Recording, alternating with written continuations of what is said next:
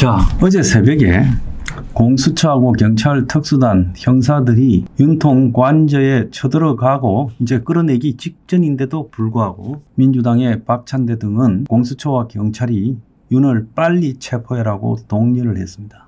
그러니까 잠깐도 참지 못하고 저렇게 해댔어요. 자, 노골적으로 저렇게 명령을 공수처와 경찰에 현직 대통령을 체포하라고 하는 이 모습이요. 상식 있는 국민이면 이게 자연스럽게 보일 거라고 생각하십니까? 너무나 부자연스러운 선거에 대한 집권을 하지도 않은 야당, 의석만 많다 뿐인 야당이요. 이미 이 나라를 다 장악한 채 노골적으로 자기 속마음을 드러내서 빨리 체포하라고 한 겁니다. 잡으러 가 있는데, 끌어내고 있는데 빨리 체포하라고 한 거예요. 그러면 윤통 체포의 핵심적 목적이 저는 망신 주기보다 더 핵심인 것은 실제로 보수에 끌어오르는 지지율 폭정을 막기 위한 일종의 재풀이기, 저 보수 대중들의 절망, 좌절을 갖고 오기 위한 목적이었다. 그래서 윤통만 잡아 가두면 보수 지지율이 다시 꺾이게 되고 내려갈 것이다라고 그렇게 생각을 한 겁니다. 그러면 진짜 윤통이나 국민의힘 지지율이 잡아 가다왔으니까 그 다음에 나오는 여론조사에서 꺾일까요? 저는 전혀 그러지 않을 거라고 보고 있습니다. 왜냐하면 이번에 보수의 이 분노는요, 옛날에 박통 탄핵 때하고 비교해서 그 비교라는 말이 무색할 정도로 지금 분위기가 다릅니다. 왜 분위기가 다른 줄 아십니까?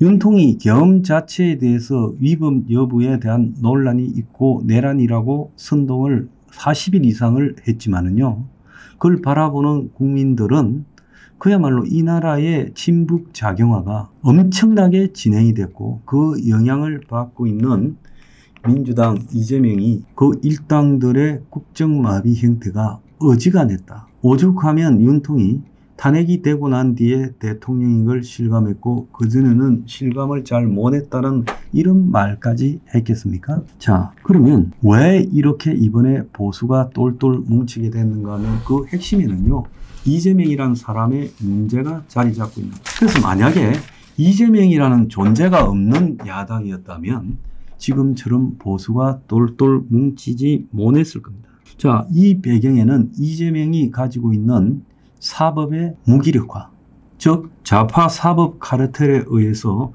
자신이 저지른 숱한 범죄 행위들을 매수하고 또 시간 끌고 또 좌파 판사의 도움을 받아서 요리조리 빠져나가고 있는 데에 대한 분노입니다. 윤통이 잘못해서 윤통을 처벌해야 된다면 적어도 공정하게 이재명도 처벌돼야지 어떻게 법은 윤통에게는 가혹하고 이재명에게는 저렇게 관대하냐라는 부분에 대한 분노가 지금 담겨 있는 거예요. 또 이재명의 개인적 인성에 대한 문제도 있습니다. 오늘 조선일보 보면 남의 사정과 고통에는 공감을 못하는 것 같은 이재명의 모습, 그가 자신의 문제에 직간접적으로 관련된 상태에서 극단적인 선택을 한 네 사람과 그 유족에 대해서 진심으로 조의를 표한 적이 없다는 그 싸늘함과 한마디로 냉정함, 그 배경은 저 사람이 도대체 어떤 인성을 가진 사람일까, 양심이라고는 있을까라는 의문을 불러일으키지 않겠습니까? 또 가족과의 불화, 형과 형수 등의 불화에서 나오는 제어되지 않는 그 흉한 욕설, 분노, 그리고 같은 당 동료 중에서도 자신의 마음에 조금만 안 들면 냉혹하게 청하고 내쫓아버리지 않습니까? 여태 야당의 리더 중에 저런 인간은 하나도 없었지요. 자, 심지어 엊그제 최상목이 만나기 전에 30분 전에 최상목을 그야말로 내란에 대한 진압이 안 되는 죽음이라는 식으로 거건을 했어요. 보통 사람이라면 이렇게 하지 못한다는 겁니다. 이 다 조선일보 내용이에요. 또 이재명이는 민주당이 카톡 계엄령이라는 걸 내렸을 때 곧 대선을 가야 하는 자기 입장에서 최소한의 상식이 있다면 겉으로는 그렇게 하면 안 된다고 말릴 줄 알았는데 계속하라고 독려했다는 거예요. 자, 그래서 이런 성향을 가진 이재명이가 지금 집권을 하지 않고 야당 대표인데도 저 사법을 무력화시키면서 안하무인격으로 저렇게 적대감을 표시하면서 가는데, 저런 사람이 대통령이 되었을 때 만들어질 사회에 대한 두려움이 작용하는 거예요. 또 이재명한테 종북성이 가득 담겨 있다는 부분은 다 느끼고 있어요. 그의 발언과 행동에 의해서 다 느끼고 검증된 겁니다. 그래서 많은 사람들이 하는 거는, 홍콩이 한 7년 전에 홍콩 민주화 시위를 하다가 결국 중공군에 진압되어서 무너졌듯이 그 이후에 홍콩에 벌어지고 있는 파시즘화는 이루 말할 수 없을 정도입니다. 중국에 대해 불만을 표시했던 홍콩의 민주인사들은 전부 깜빵에 가고 씨가 말라버렸어요. 그래서 태어나서부터 자유를 경험한 2030 세대들이 한국 사회가 북한처럼 되어가고 지도자가 저렇게 이율배반적이고 잔혹하다는 부분에 대해서 엄청난 거부감과 공포감을 가지고 있어요. 이 사태 서두에 이야기했던 것처럼 이재명 포비아가 지금 이재명을 반대하는 엄청난 동인이 되고 있어요. 그래서 이재명이가 최근에 여론조사에서 35% 이하, 31%, 2% 나오고 있고, 이재명이 지지율이 사실상으로 친이재명 언론 빼고 35% 밑에 갇혀 있고, 정권 교체론이 60%에 달한다지만 현재 이재명에 대한 거부감도 지금 50%가 훨씬 넘습니다. 그래서 지금 국힘에 대해서 반대하고 비난하면서도 유권자 중에 이재명을 갖다가 반대하는 사람, 적극 지지하지 않는 사람이 900만 명쯤 된다. 호남에서도 최근에 20% 후반대에 윤통 지지율이 나오고 있다는 것은 뭘 의미하겠습니까? 자, 이것이 그냥 우연히 형성된 게 아니라 차곡차곡 쌓여서 형성된 거기 때문에 윤통을 잡아가면 이제 구심점을 이룬 보수들이 저절로 무너질 것이고 보수 시위도 사라져갈 거다. 천만의 말씀이에요.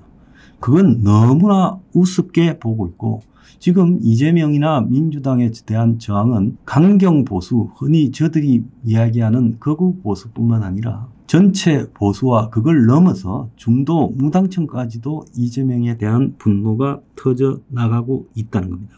그래서 윤통이 체포되어도 보수의 지지율은 계속 높게 유지될 거고 지금보다 더 올라갈 거다, 그렇게 보고 있고요. 이것은 국힘하고는 아무런 관련 없는, 국힘이 아무런 영향을 미치지 못하는, 아무것도 국힘이 한 것도 없는 그야말로 독립된 별개의 지지입니다. 그래서 이 지지율의 배경에는 국힘은요, 마지못해서 윤통 지지하는 김에 지금 국힘도 지지한다 해주는 거지, 국힘이 좋아할 일은 절대 아니라는 거예요. 저 무기력하고 기회주의적이고 그야말로 가치에 맞게 투쟁하지 못하는 국힘. 윤통도 잡혀가면서 국힘이 의원들이 투쟁력이 없다, 선비 같은 사람들이다, 이렇게 비꼬지 않았습니까? 그래서 국힘에 대한 보수의 경고도 지금 굉장히 높아져 가고 있다는 걸 알아야 되고요.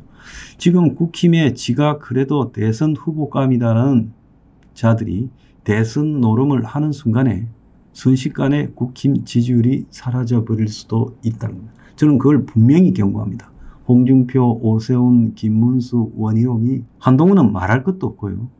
다 대선 나가겠다고 말하지 마라. 그러는 순간에 지금 이 와중에 대권 노름을 하는 것은 보수를 분열시키고 솔직히 말하면 지금 올라간 지지율을 까먹을 수 있는 가장 위험한 요인이다라고 보고 있습니다.